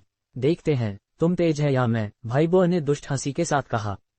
जो करना है मुझसे कर। सनी ने जैसे सब कुछ दांव पर लगा दिया हो, उसने अपनी मुट्ठी उठाई और भाई बोअर के शरीर पर दे मारी। लेकिन उसकी कमजोर ताकत से भाई बोअर के शरीर पर मुक्का मारना लगभग खुजली करने जैसा था। भाई बोअर ने उसकी ओर देखा और ठहाका लगाते हुए कहा, तुमने खाना नहीं खाया? सनी का चेहरा और खराब हो गया। उसने हिम्मत जुटाकर कहा, अगर तुझमें दम है तो मुझे मार डाल। भाई बोअर ने आंखें सिकुड़ी और दुष्ट हंसी के साथ कहा, ठीक है, तो मैं तुझे संतुष्ट करता हूँ। शिवम का चेहरा बर्फ की तरह ठंडा था। उसने जुनैद की ओर देखा और कहा, मुझे ये नीच जोड़ा बिल्कुल पसंद नहीं। जुनैद ने सिर हिलाया। उसने अपनी मुट्ठी रगड़ी और कहा, मिस्टर शिवम, समझ गया। जुनैद की रफ्तार गजब की थी। जैसे ही भाई बोअर का मुक्का सनी के शरीर पर पड़ने वाला था, जुनैद ने हल्के से उसे धकेल दिया और पलक झपकते ही भाई बोअर का मुक्का 5 सेंटीमीटर बगल में चला गया। उसका विशाल मुक्का सनी के चेहरे के पास से गुजरा। सनी के चेहरे का पसीना मुक्के की हवा से बगल में उड़ गया। भाई बोअर ने हल्का सा माथा सिकोड़ा। उसने जुनैद की ओर देखा और भौहें चढ़ाते हुए बोला, क्या तुम मरने का इरादा रखता है? जुनैद ने अपनी मुठियां मली और हंसते हुए बोला, मिस्टर शिवम ने कहा कि उन्हें तुम बिल्कुल पसंद नहीं। भाई बोअर ठिठक गया, फिर जोर से हंसा और बोला, पसंद नहीं? मुझे क्यों चाहिए कि वो मुझे पसंद करे? अगर तुम मरना चाहता है तो जल्दी मत कर। इस लड़के को निपटाने के बाद तेरा नंबर आएगा। जुनैद फिर से हंसा। उसने भाई बोअर को ऊपर से नीचे तक देखा और बेपरवाही से बोला, अब से तेरा मुकाबला मुझसे है। ये कहकर जुनैद ने सनी को अपने पीछे धकेल दिया। इससे सनी का चेहरा और भी उदास हो गया। उसने जल्दी से शिवम की ओर देखा और सिर हिलाते हुए कहा, मिस्टर शिवम, ये सब मेरी वजह से शुरू हुआ। आप अपने दोस्त को मेरी वजह से चोट नहीं लगने दे सकते। चिंता मत कर, शिवम ने मुस्कुराते हुए कहा। जुनैद का उसे निपटाना चींटी को कुचलने जैसा है, शिवम ने हल्की सी मुस्कान के साथ कहा। सनी को शिवम की बातों पर कैसे यकीन होता। भाई बोआ लगभग 2 मीटर लंबा था और उसका शरीर एक छोटे पहाड़ जैसा था। वहीं सनी बेहद पतला और कमजोर दिखता था, जैसे हवा का एक झोंका भी उसे उड़ा दे। दोनों के शरीर के आकार में बहुत बड़ा अंतर था। सनी और भी बेचैन हो गया। उसने गुहार लगाई, मिस्टर शिवम, आपकी दयालुता के लिए धन्यवाद, लेकिन मैं, सनी, किसी और को अपनी वजह से मुसीबत में नहीं पड़ने दे सकता। ये कहकर सनी ने चिल्लाया, भाई बोआ, ये सब मेरी वजह से शुरू हुआ। अगर हिम्मत है तो मुझ पर आ। भाई बोआ ने अपनी नाक खुजलाते हुए हंसा और बोला, क्या तुम सब इतनी जल्दी मरना चाहते हो? लेकिन अफसोस, अब मैंने अपना इरादा बदल लिया। उसने जुनैद की ओर देखा और ठंडे लहजे में बोला, इस लड़के ने मेरी बेइज्जती की। मैंने फैसला किया है कि पहले इसके हड्डियां तोड़ूंगा। साले, भाई बोआ, अगर हिम्मत है तो मुझ पर आ, कमीने। सनी ने सीधे गाली दी। भाई बोआ का चेहरा और सख्त हो गया। उसका सब्र भी धीरे धीरे खत्म हो रहा था। ठीक है, तो पहले तुझे कुचल देता हूँ। भाई बोआ ने सनी को ठंडी नजरों से देखा। अगले ही पल उसने अपना मुक्का लहराया और सनी की ओर बढ़ाया। सनी ने अपनी आंखें बंद कर लीं। इस बार उसके चेहरे पर डर नहीं था, जैसे वो इंतजार कर रहा हो। लेकिन कई सेकंड बीतने के बाद भी भाई बोआ का मुक्का उसके शरीर पर नहीं पड़ा। सनी ने हल्का सा माथा सिकुड़ा। उसने शक के साथ आंखें खोली और देखा कि भाई बोआ का मुक्का जुनैद के हाथ में कसकर जकड़ा हुआ था। मैंने कहा, तेरा मुकाबला मुझसे है। क्या तुझे इंसानी भाषा समझ नहीं आती? जुनैद ने ठंडे लहजे में कहा। भाई बोआ ने पूरी ताकत से छटपटाया, लेकिन उसे लगा कि वो छूट नहीं सकता। इससे भाई बोआ हैरान भी हुआ और गुस्से में भी। उसने दहाड़ते हुए कहा, तुम मरने की चाहत रखता है? ये कहकर उसने अपनी दूसरी मुट्ठी बंद की और जुनैद की ओर जोर से मारी। लेकिन अफसोस, इस मौके को भी जुनैद ने आसानी से पकड़ लिया। बस इतना ही दम है तुझमें। जुनैद का लहजा कुछ मजाक उड़ाने वाला था। आसपास के लोग भी हैरान रह गए। ये पतला दुबला सा आदमी इतनी ताकत रखता था। उसने भाई बोआ के मुंके को इतनी आसानी से पकड़ लिया।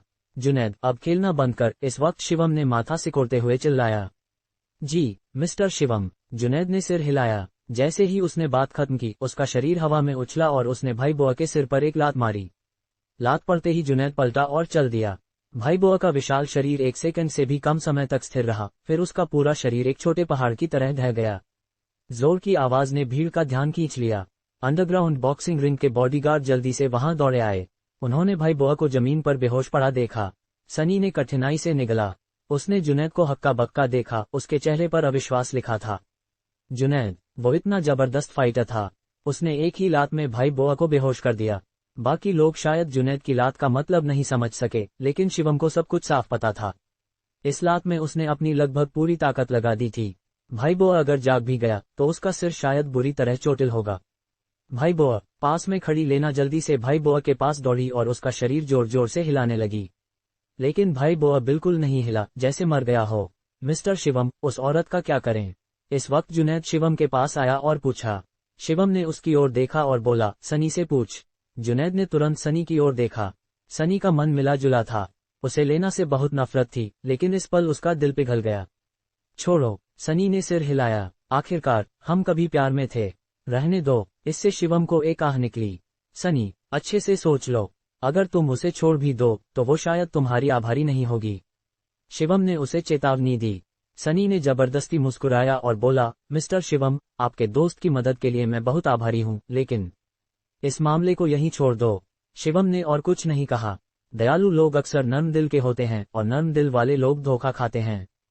जाहिर है, सनी को ये बात समझ नहीं आई थी। चलो, सनी खड़ा हुआ और बोला। शिवम ने सिर हिलाया और जाने को तैयार हुआ, तभी लेना ने चिल्लाया, रुक जाओ। जैसा कि शिवम ने अनुमान लगाया था, लेना निश्चित रूप से सनी की आभारी नहीं थी। शिवम का चेहरा भावहीन था, जैसे सब कुछ उसकी उम्मीदों के मुताबिक था। देखा, नर्म दिल होने की सजा मिल गई। शिवम ने बेबसी से सिर हिलाया। लेना जल्दी से सनी के सामने दौड़ी, उसकी ओर उंगली दिखाते हुए गालियां दी, तुमने उसे पीट दिया और अब भागना चाहते हो। सपने में। सनी का चेहरा गुस्से से तमतमा गया। उसने अपने गुस्से को दबाया और बोला, मैं तुमसे उलझना नहीं चाहता। बेहतर होगा कि तुम मुझसे दूर रहो। कौन तुझसे उलझना चाहता है? लेना ने अपनी बाहें क्रॉस की और हंसी। सुन लो, तुम लोगों ने भाई बोआ को पीटा, आज कोई यहाँ से नहीं जाएगा। लेना का लहजा घमंडी था। जैसा लेना ने कहा, 7-8 हटे कट्टे आदमी दूर से चले आए। और ये 7-8 हटे कट्टे आदमी इस अंडरग्राउंड बॉक्सिंग रिंग के फाइटर्स थे। हर एक की लड़ने की ताकत गजब की थी। सनी ने दांत पीसे। उसने लेना की ओर उंगली दिखाई और गालियां दी, तुम इतनी बेशर्म क्यों है? गलती साफ तौर पर तुमने की और अब तुम मुझे परेशान कर रही है। बकवास बंद कर, लेना ने तंज कसा, तुझे इसकी कीमत चुकानी पड़ेगी। सनी ने अपने सामने खड़ी ठंडी औरत को देखा। एक पल के लिए वो हक्का बक्का रह गया। ये सीन वैसा ही था जब शिवम को उसके घर से निकाल दिया गया था। लेना, सनी ने गहरी सांस ली। उसने कुछ गिड़गिड़ाते हुए कहा, हमारे पुराने रिश्ते की खातिर क्या तुम मेरे दोस्तों को पहले जाने दे सकती हो? अपने दोस्तों को पहले जाने दून। लेना ने हंसी, ठीक है, तो मेरे सामने घुटने टेक और गिड़गिड़ा। शायद मैं दया दिखा दून और तेरे दोस्तों को जाने दून, लेना ने अपनी छोटी स्कर्ट से खेलते हुए मजे लेते हुए कहा। सनी हक्का बक्का रह गया।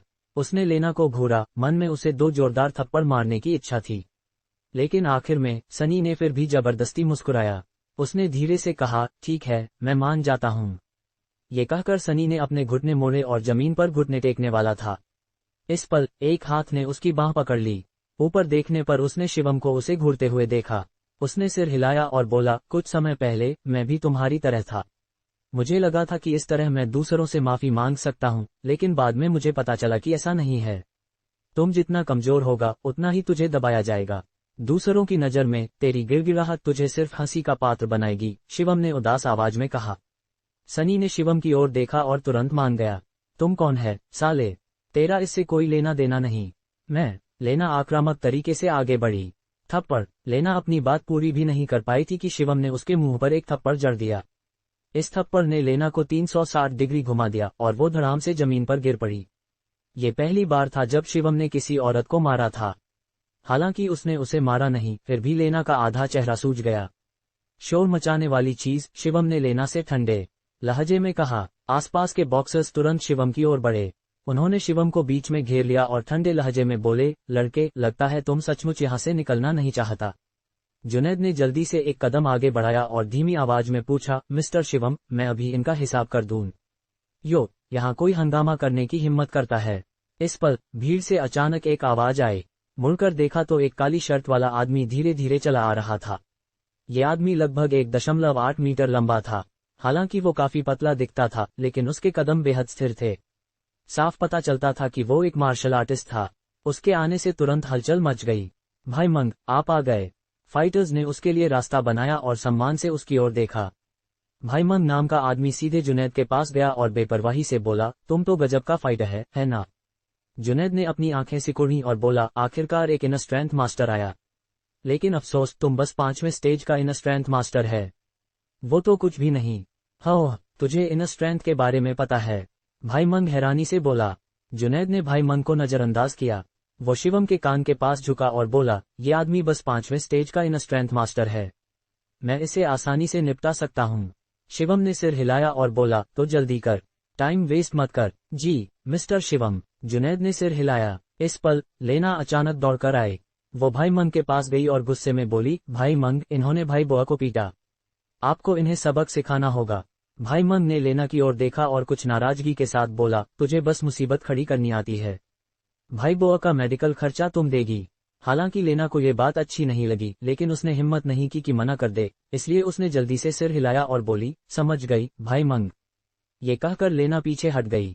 फिर जुनैद तेजी से भाई मंग के पास गया। उसने अपनी मुट्ठी मली और बोला, चल शुरू हो जा। मिस्टर शिवम ने कहा कि वो ज्यादा देर रुकना नहीं चाहते। भाई मंग ने जुनैद की ओर देखा और हंसते हुए बोला, तुम एक बॉडीगार्ड है, मैं तुझसे लड़ना नहीं चाहता। ये कहकर भाई मंग सीधे शिवम के पास गया। उसने शिवम को ऊपर से नीचे देखा और बोला, ये सब तुमने करवाया है ना? तुमने ही अपने आदमी को भाई बुआ को चोट पहुंचाने का ऑर्डर दिया। शिवम ने भाई मंग को देखा और माथा सिकोड़ते हुए बोला, क्या बकवास कर रहा है? सीधा सीधा बोल। भाई मंग ने अपनी आंखें सिकुड़ी और हंसते हुए बोला, चूंकि तुमने ऑर्डर दिया तो जिम्मेदारी भी तुझे लेनी होगी। वैसे मैं कोई बेवकूफ नहीं हूँ। चल, रिंग में मिलते हैं। शिवम ठिठक गया। उसने अपना सिर खुजलाया और बोला, तुम मुझसे लड़ना चाहता है? भाई मंग ने अपनी भौहें उठाईं और बोला, क्या फिर से मजाक समझ रहा है? पास में खड़ी लेना ने भी जल्दी से चिल्लाया, हाँ, इसे मारो। ये वही है जिसने ऑर्डर दिया। भाई मंग ने बेपरवाही से हंसते हुए शिवम की ओर उंगली दिखाई। उसने कहा, मैं रिंग में तेरा इंतजार करूंगा। ये कहकर भाई मंग मुड़ा और रिंग की ओर चल दिया। जरूरत नहीं, इस वक्त शिवम ने बेपरवाही से कहा, ये बस कुछ मिनटों का मामला है, रिंग में जाने की जरूरत नहीं, बहुत झंझट है। शिवम ने कहा। 5वें स्टेज का inner strength martial artist Shivam से लड़ने की काबिलियत ही नहीं रखता था। लेकिन भाई मंग ने ये सुना तो उसे लगा कि शिवम ने हार मान ली। वो मुड़ा और मुस्कुराया, लगता है तुझे अपनी औकात पता है। ठीक है, जैसा तुम कहे। फिर भाई मंग तेजी से शिवम के पास गया। उसने अपनी मुट्ठी मली और हंसते हुए बोला, आज मैं धड़ाम। भाई मंग अपनी बात पूरी भी नहीं कर पाया था कि शिवम ने अचानक अपना हाथ उठाया और भाई मंग के मुंह पर एक थप्पड़ जड़ दिया। भाई मंग को रिएक्ट करने का मौका भी नहीं मिला और उसका पूरा शरीर 10 मीटर से ज्यादा दूर उड़ गया। उसके चेहरे की आधी हड्डियां टूट गईं और वो जमीन पर गिरकर खड़ा नहीं हुआ। वेन्यू पूरी तरह शांत हो गया। कोई भी इस सीन पर यकीन नहीं कर पा रहा था। उन्हें तो ये भी नहीं पता था कि हुआ क्या। ये बस इतना ही। सनी ने कठिनाई से निगला और शिवम को हैरानी से देखा। शिवम दूसरी ओर पूरी तरह शांत था, जैसे उसने कोई छोटी मोटी बात की हो। चलो, शिवम ने सनी और बाकियों की ओर देखा, फिर दरवाजे की ओर बढ़ गया। इस बार कोई भी शिवम को रोकने की हिम्मत नहीं कर सका और सब चुपचाप बगल में हट गए। भाई मंग इस अंडरग्राउंड बॉक्सिंग रिंग का नंबर 1 मार्शल आर्टिस्ट था। शिवम के सामने उसे लड़ने का मौका भी नहीं मिला तो भला कौन उसे रोकने की हिम्मत करता। वे कुछ लोग अंडरग्राउंड बॉक्सिंग रिंग से बाहर निकल गए। उनके जाने के बाद सनी ने उत्साह से कहा, मिस्टर शिवम, मुझे नहीं पता था कि आप इतने जबरदस्त हैं। कितना अविश्वसनीय। शिवम मुस्कुराया और कुछ नहीं बोला। सीधे तौर पर कहें तो ये अंडरग्राउंड बॉक्सिंग रिंग सिर्फ मनोरंजन के लिए था। असली मार्शल आर्टिस्ट्स ऐसी जगह पर नहीं आते। ऐसी घटना के बाद किसी को भी खेलने का मूड नहीं था तो वे सीधे तितर बितर हो गए। उसी रात शिवम जल्दी सो गया और अगले दिन जयपुर लौटने की योजना बनाई। इस वक्त सुनील अपने ऑफिस में बैठा था। उसका चेहरा गुस्से से लाल था। डैड, क्या हुआ? ऋषभ ने कुछ कंफ्यूजन के साथ पूछा। सुनील ने उसकी ओर देखा और थकान भरे लहजे में बोला, ठक्कर परिवार की फाइनेंशियल चेन टूट गई। हाँ, ऋषभ हक्का बक्का रह गया। ये कैसे हो सकता है? सुनील ने दांत पीसे और ठंडे चेहरे के साथ बोला, ये सब शिवम की वजह से है। ये सब उसी का किया धरा है। इसके बाद सुनील ने ऋषभ को पूरी बात बताई। ऋषभ इसे सुनकर और भी गुस्से में आ गया। वो हमेशा से घमंडी और दबंग था, जो आम लोगों को चींटी की तरह समझता था। अब उसकी जिंदगी को एक चींटी ने बर्बाद कर दिया था। ऋषभ को गुस्सा क्यों ना आए? ये जरूर मोनिका का किया हुआ है, ऋषभ ने दांत पीसते हुए कहा। सुनील को ये बात अच्छे से पता थी। मोनिका की मदद के बिना कोई इतनी तेजी से तरक्की नहीं कर सकता। लेकिन ठक्कर परिवार क्या कर सकता था? अगर मेरे पास कोई और रास्ता नहीं बचा तो मुझे सुलह के लिए कहना पड़ेगा। सुनील ने गहरी सांस ली और कुछ अनिच्छा से कहा, सुलह? साले, सुलह को भूल जा। ऋषभ ने गुस्से में कहा, अगर मेरी चले तो मैं मोनिका को बांधकर सबक सिखाऊंगा, वरना वो खुद को बहुत बड़ा समझती रहेगी। ऋषभ ने कुछ जहर के साथ कहा। ये सुनकर सुनील ने जल्दी से हाथ हिलाया और बोला, चुप कर। ऋषभ, मैं तुझे चेतावनी देता हूँ, फिर कभी ऐसा मत बोलना, वरना ये हमारे परिवार के लिए आफत लाएगा। सुनील ने बेसब्री से कहा, लेकिन अफसोस ऋषभ ने उसकी एक भी बात नहीं सुनी। उसका दिमाग तेजी से चल रहा था और कोई नहीं जानता था कि वो क्या सोच रहा था।